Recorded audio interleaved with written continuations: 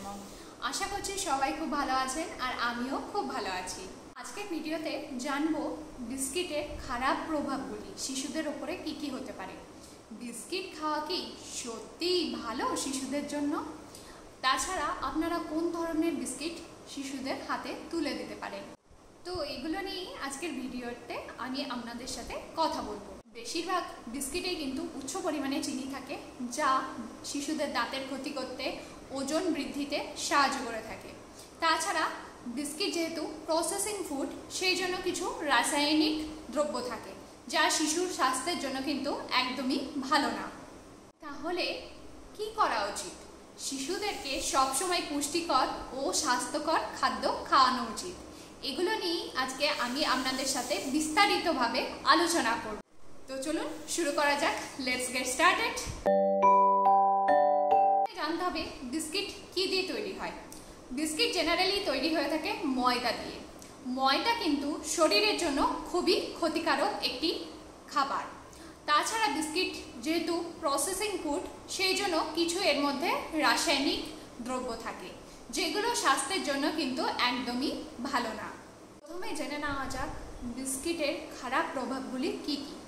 বিস্কিটের মধ্যে প্রচুর পরিমাণে থাকে চিনি, যেটা বাচ্চাদের দাঁত ক্ষয় করতে আর অতিরিক্ত ওজন বৃদ্ধিতে কিন্তু সাহায্য করে থাকে। সেকেন্ড পয়েন্টটি হলো প্রক্রিয়াজাত খাবার।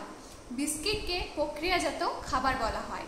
বিস্কিট কিছু রাসায়নিক দ্রব্য আর সংরক্ষণাগার দিয়ে তৈরি করা হয়, মানে হচ্ছে প্রিজারভেটিভ দিয়ে তৈরি করা হয়, যেটা বাচ্চাদের শরীরের জন্য কিন্তু খুবই ক্ষতিকারক। পরের পয়েন্টটি হলো কম পুষ্টিগুণ। বিস্কিটের মধ্যে থাকে প্রচুর পরিমাণে চিনি, প্রচুর পরিমাণে ক্যালোরি আর থাকে কিছুটা পরিমাণে ফ্যাট, যেটা যে আসল পুষ্টিগুণ সেটা কিন্তু বিস্কিট থেকে বাচ্চারা পায় না, শুধু পেট ভরতেই সাহায্য করে। বিস্কিটের মধ্যে কোনো নিউট্রিশন ভ্যালু কিন্তু নেই। পরের পয়েন্টটি হলো অ্যালার্জি। বিস্কিটের মধ্যে এমন কিছু উপাদান আছে যা কিছু কিছু শিশুর ক্ষেত্রে কিন্তু অ্যালার্জির সৃষ্টি করতে পারে।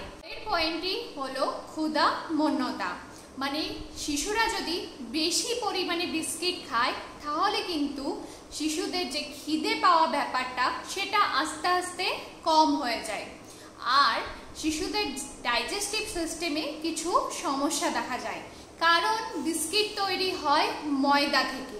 ময়দা কিন্তু শরীরের জন্য একদমই ভালো না। তো এবারে আমি আপনাদেরকে বলি কোন ধরনের বিস্কিটগুলি আপনারা আপনাদের বাচ্চাকে দেবেন। আপনারা অ্যারারুট যুক্ত বিস্কিট দিতে পারেন। তাছাড়া সব থেকে ভালো হয় ওটস বিস্কিট পাওয়া যায়, সেটা কিন্তু আপনারা আপনাদের বেবিকে দিতে পারেন। এর মধ্যে কিন্তু কোনো রকম চিনি থাকে না। আমি কিন্তু রেয়ানকে এই বিস্কিটটাই কখনো সখনো দিয়ে থাকি। তবে বাচ্চাকে রেগুলার বেসে বিস্কিট দেওয়া একদম ঠিক নয়। যখন আপনারা বাইরে থাকছেন, দেখছেন বাচ্চার খিদে পাচ্ছে, তখন একটা দিলেন, তার বেশি কিন্তু দেবেন না।